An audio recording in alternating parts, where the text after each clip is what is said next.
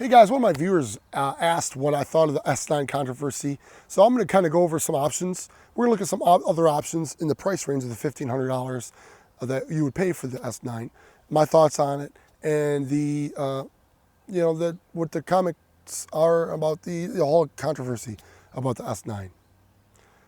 So first thing, hey, if you want to send me on a trip to Japan and let me play with a brand new camera and all that, I'd be happy about doing that. That's great. That's a wonderful thing, but we got to understand that, I've been watching these YouTube content creators a long time on the cameras, and, don't blame Panasonic for this, right? Because all the other camera companies do this, right? They want to get their cameras in the hands of a person who's going to give it a good review. That's business. That's marketing. That's what they're going to do, guys. That's what businesses are going to do. And as a content creator, some of them are going to be honest. Some of them are going to be, hey, these are mostly the good things and just a couple bad things. But they're kind of salesmen, right? I'm not trying to down them or be negative. I mean, it's a business, that's what they do. But you got to just take what they say with a grain of salt, watch the review. I'm not saying don't enjoy their content, because I do, but everything I say is like, take whatever features that they say these cameras have and say, is that going to apply to me? And if it's not, if these time limits aren't going to apply to you and things like that of the S9, then don't get it, right? Because they'll try to give you an angle, about, well, time limit's not a big deal. But then when the Canons had 30-minute time limits, oh man, you can't buy this camera, or well, it's a 30-minute time limit, but it's almost enough. But now the 15-minute time limit's like, just hit record again. It's like, take whatever the camera's gonna do and say, hey, how does this apply for my use case? But also look at the value. And that's what we're gonna look at today. What kind of value is the S9 gonna offer you compared to some of the other cameras in the price range? $1,500 is a good, compelling price for a full frame camera with the specs it has, but it's the limitations you gotta kind of work around. So that's what we're gonna look at today. All right, here we go. Hey guys, just too, I'm going to be playing with a few little picture profiles here and there. Just some of the colors might not completely match, but I don't care. I'm just playing around, having a good time, because I can do that. Nobody paid for this. Nobody sponsored this. I paid for this for my own hard-earned money because it's fun. I enjoy it, and I hope you guys get some value out of it. All right, let's go. Some of them I unsubscribed from, but a lot of them, they do give a decent, a good, honest review, and it's fun to watch, and I appreciate that. As far as the S9 camera itself goes, I think it's a okay camera. I mean, there's nothing wrong with it, except it's got limitations, and you just have to understand that. For me personally, I say if you're going to spend $1,500, buy a used S5. That's what I'm shooting on right now on the kit lens. I got this for, you can get this for $1,500 to $1,600 used with the lens, guys. If you look around enough, you'll be able to find it for that if you keep your eye out for it. But it's so much more capable. The problem I see is they're taking like micro four thirds and they're making them larger, and then they're taking the full frames and making them smaller. So the benefit to a smaller full frame camera is easier to carry. But for me, I personally I like the form factor of a bigger camera. Give me a bigger camera that doesn't overheat. I don't care. Make it bigger than the S5ii. Just don't make it overheat. The reason I love the S5ii so much now is the value, number one, the size and the build, but I'm rooting for Panasonic because of the value you get from this camera. The built-in fan. I love that. I can come out here, I can record for hours at a time in my church and not have to worry about it overheating. Now, I got the ZV one too, and I love that camera. I just decided to use this one today. But again, it overheated on me one time in church. So I'm like, forgot to put the fan on it. So I'm like, I don't want to have to worry about it. So now I'm rooting for Panasonic because they provide great value for what you get. But I'm not a big fan of the S9. I was hoping for more. But one of the biggest things is that time limit. So you got some of the creators who are like, oh no, the time limit's not a big deal. Time limit's not a big deal at all. You know what I mean? But they were the same people when the Canon 30-minute time limit was on there. They were all freaking out. Oh, you know what I mean? It's like, listen, this is what I hope, that for the S9, they would make a firmware update, and they would take off the time limits and just allow, instead of the camera deciding you only get 15 minutes so it doesn't overheat, because they're saying it can go an hour if you keep and record 4 times on 4K for the 15-minute intervals, that you could go for an hour and still not have overheat. Why not let's let us decide that?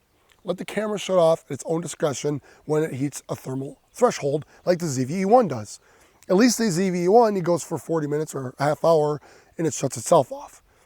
Or it lets you know it's gonna shut off. I'm cool with that, but let me decide, right? Don't decide that for me, let me decide. Let the creator decide. That's where I feel is the one big Achilles heel of the S9. But I want bulk camera, man. I want a camera that's, you know, like that Blackmagic. I want autofocus and everything, but I want a camera that's beefy, man. You know, and for the price, if it didn't have time limits, the S9, man, that's the main Achilles heel of it. With the S5 going for $1,500, $1,600 bucks, about $1,600 bucks with a lens, 17, definitely 17 with a lens. But you can buy used for $1,400 bucks. So you can buy used, and it's so much more capable.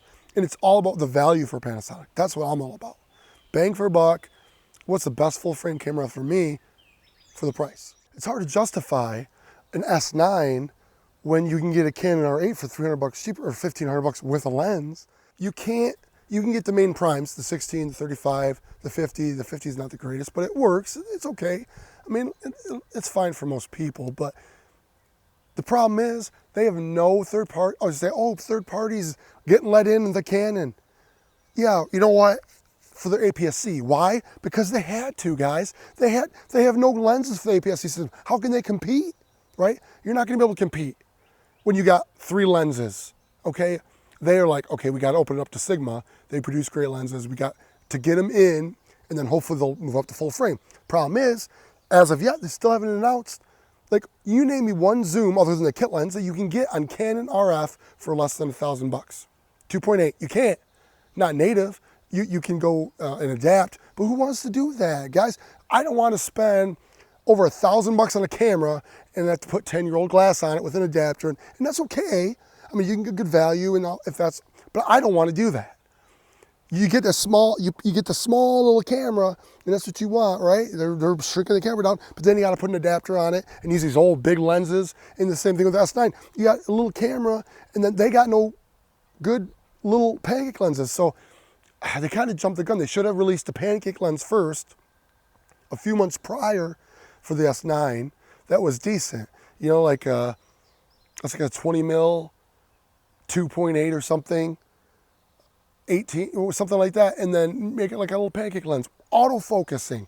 Why an f8 manual focus lens? You just put phase detection autofocus in your cameras, and an f8 manual focus lens? No. You know, but I'm rooting for Panasonic. I want them. Lumix, I love you. I love the S5 II is amazing. It's a great camera for the price. All right, it is, and I like it, and I'm keeping it.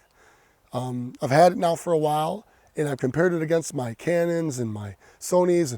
I like the Sony ZV-E1. I still have that. I still have that just because it's a great camera. But I wish the Sony ZV-E1 was twice the size and it wouldn't overheat.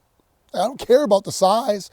I mean, really, you're talking about a few inches. I mean, if you're going to carry it all day for travel, you know, but S9, yeah, it's a good camera, but it's hard to recommend it over other systems. I'd rather have an S5. If you want something bulk, good and solid, that ain't gonna overheat, get an S5 II. If you want something less expensive, full frame, you can get the Canon R8, which is a great camera, but it does have a little quirkiness with its autofocus. I don't know why, but it does. But it's a good camera. But again, for me, I'm not gonna spend $2,000 on a 2.8 lens when my Sony, I got used a 28 to 75 Tamron G2 for $600 bucks or so. I mean, that's a good value. I'm cool with that. But I mean, different people are different, and what your use case is your use case. If you're a professional and you're willing to spend top dollar on it, that's great. But for me, that's not how I roll. And guys, I'm not trying to down other creators. What they do is cool. Everyone's got their own different flavor, and most of them I believe they got good hearts and stuff. But man, it's a pressure, right? When you own a business, and you gotta, you don't want to make these brands too mad, so you got to say some nice things. But all the cameras are good. You could use any one of them. You could use your phone if you have to, guys. But the way I look at it is best bang for buck. What I discussed, that's the way I would go. But I'm not trying to, be negative on all the other camera reviewers. But you gotta take what they say with a grain of salt, man. You just do. Just be careful, because some of them are just shilling, man. Look, I'm all about Panasonic. Like I said, I want them to succeed. I want them to give Sony and Canon a run for their money. So they got to start changing and adapting competition. It's good for the marketplace. Look at the other reviewers and just think of what they say and analyze that for yourself. Is that going to work for me? Is a 15-minute time limit going to work for me? I was hoping for more for it, but it's not. It's hard to recommend though.